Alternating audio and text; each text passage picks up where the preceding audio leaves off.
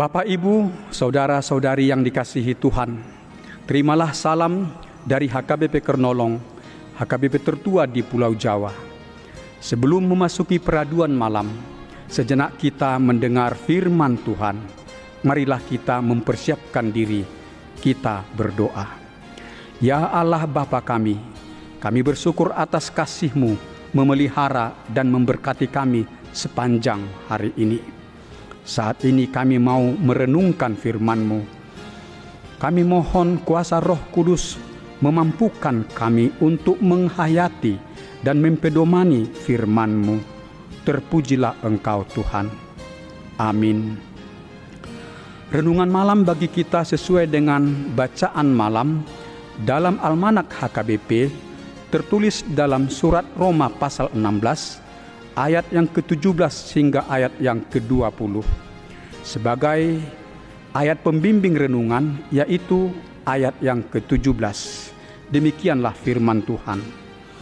Aku menasehatkan kamu saudara-saudara, supaya kamu waspada terhadap mereka yang bertentangan dengan pengajaran yang telah kamu terima. Sahabat Salom yang dikasihi Tuhan, sebagai tema renungan bagi kita, waspada terhadap penyesat. Ngengat atau rayap adalah satu binatang atau makhluk yang sangat kecil yang dapat masuk dan hidup di dalam sebatang kayu. Ngengat itu menggerogoti kayu itu di dalam, sehingga kayu itu keropos dan lapuk. Perabot rumah seperti meja atau lemari kayu, jika digerogoti ngengat, suatu ketika akan rusak, akan hancur karena telah keropos. Pengajar-pengajar sesat dapat diibaratkan dengan ngengat atau rayap. Jika pengajar sesat itu masuk ke tengah-tengah persekutuan, ke tengah-tengah jemaat, maka dengan kata-kata manis mereka menebarkan pengajaran-pengajaran yang bertentangan dengan Injil yang benar itu. Menebarkan pengaruh mereka yang mengusik persekutuan Kristiani. Kehadiran penyesat dapat merusak iman dan persekutuan jemaat. Oleh sebab itu kita jemaat Tuhan harus waspada terhadap para penyesat dan pengajaran sesat mereka. Jemaat Kristus di kota Roma menghadapi banyak penderitaan berat dari penguasa dan penyembah berhala di sekitar mereka yang membenci kekristenan pada masa itu. Jemaat itu dimusuhi, disakiti, dianiaya. Tetapi selain penderitaan fisik atau aniaya, masih ada lagi hal yang bisa merusak iman, merusak persekutuan jemaat masa dahulu, yaitu jika pengajar sesat masuk ke dalam jemaat itu. Rasul Paulus menasihati jemaat Roma supaya mereka waspada terhadap orang-orang yang menyampaikan pengajaran yang bertentangan dengan kebenaran Injil, supaya jemaat jangan menerimanya.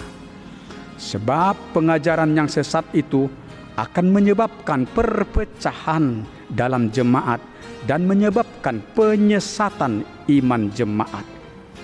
Jemaat juga diingatkan harus waspada terhadap orang yang berupaya menggoda jemaat untuk kembali melakukan perilaku dosa seperti penyembahan berhala atau perbudakan hawa nafsu. Sahabat Salom sekalian, Tuhan Yesus pernah mengatakan kepada murid-muridnya, tidak mungkin tidak ada penyesatan, tetapi celakalah orang yang mengadakannya. Tertulis dalam Injil Lukas, pasal yang ke-17 ayat yang pertama. Itu berarti bahwa selama di dunia ini, penyesat atau penggoda setiap saat bisa saja datang mencobai kita, jemaat di masa kini. Oleh karena itu kita harus selalu waspada dan berjaga-jaga terhadap penyesat dan penggoda itu.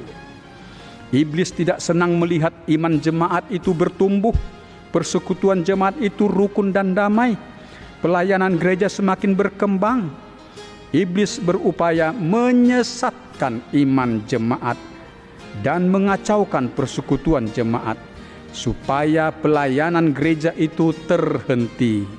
Untuk itu, tidak henti-hentinya iblis mengutus hamba-hambanya mencoba mempengaruhi dan mengusik jemaat Tuhan.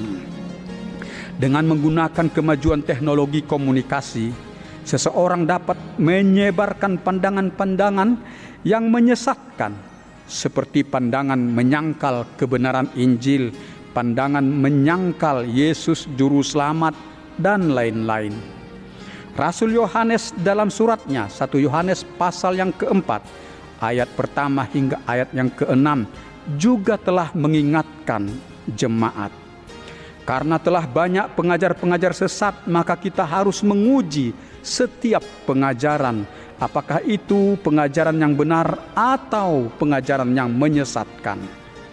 Pengajaran yang menjelaskan bahwa Yesus Kristus adalah Juru Selamat yang berasal dari Allah, itulah pengajaran yang benar, yang bermanfaat untuk membangun iman dan persekutuan kita. Tetapi pengajaran yang menolak Yesus Juru Selamat, itu adalah pengajaran yang sesat, harus kita tolak. Renungan ini mengingatkan kita agar tetap waspada dan berjaga-jaga. Dalam bidang kesehatan sering diucapkan motonya, mencegah lebih baik dari mengobati. Sikap waspada dan berjaga-jaga adalah upaya pencegahan sehingga penyesat tidak dapat merusak iman dan persekutuan kita, jemaat Tuhan. Sahabat Salom yang dikasihi Tuhan, kita harus bijaksana mengembangkan nilai-nilai yang baik, yaitu tekunlah beribadah, mendengar atau membaca dan menghayati firman Tuhan, membangun persekutuan di dalam kasih dan saling melayani, agar iman kita tetap teguh, tidak dapat diombang-ambingkan pengajaran yang sesat.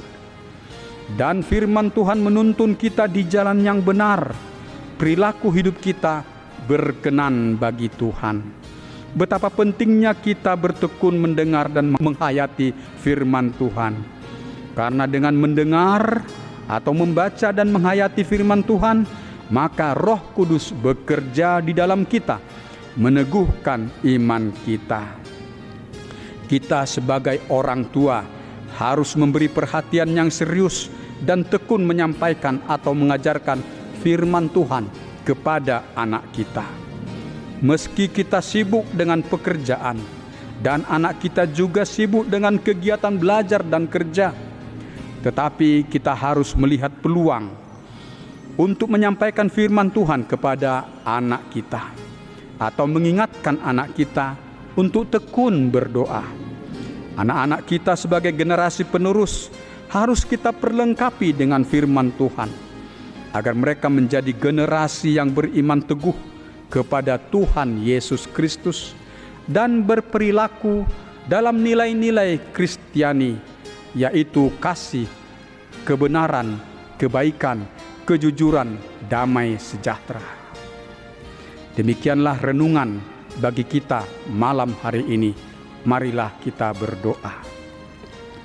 Allah Bapa yang Maha Pengasih dan Maha Kuasa, kami bersyukur atas anugerah-Mu yang besar, memberkati dan memelihara hidup kami sepanjang hari ini. Malam ini kami telah mendengarkan firman-Mu. Materaikanlah firman-Mu di dalam hati kami. Berilah hikmat dan kuasa bagi kami untuk menaati firman-Mu. Firman-Mu lah yang meneguhkan iman kami, agar kami menang atas berbagai pencobaan. Teguhkan pengharapan kami akan kehidupan yang kekal yang Tuhan sediakan bagi kami. Berkatilah jemaat-Mu yang sakit, yang dirawat di rumah sakit atau yang isolasi mandiri di rumah, agar mereka sembuh dari sakit mereka. Berilah penghiburan bagi mereka yang berduka. Engkau melepaskan mereka dari kesesakan dan menganugerahkan sukacita bagi mereka. Pelihara hidup kami dalam istirahat malam hari ini, dan Engkau menjauhkan mara bahaya daripada kami. Bangunkanlah kami esok pagi, dan perbaharuilah semangat hidup kami untuk melanjutkan pekerjaan dan usaha kami. Terpujilah nama-Mu ya Allah Bapa, dalam anak-Mu Yesus Kristus Juru Selamat kami berdoa. Amin.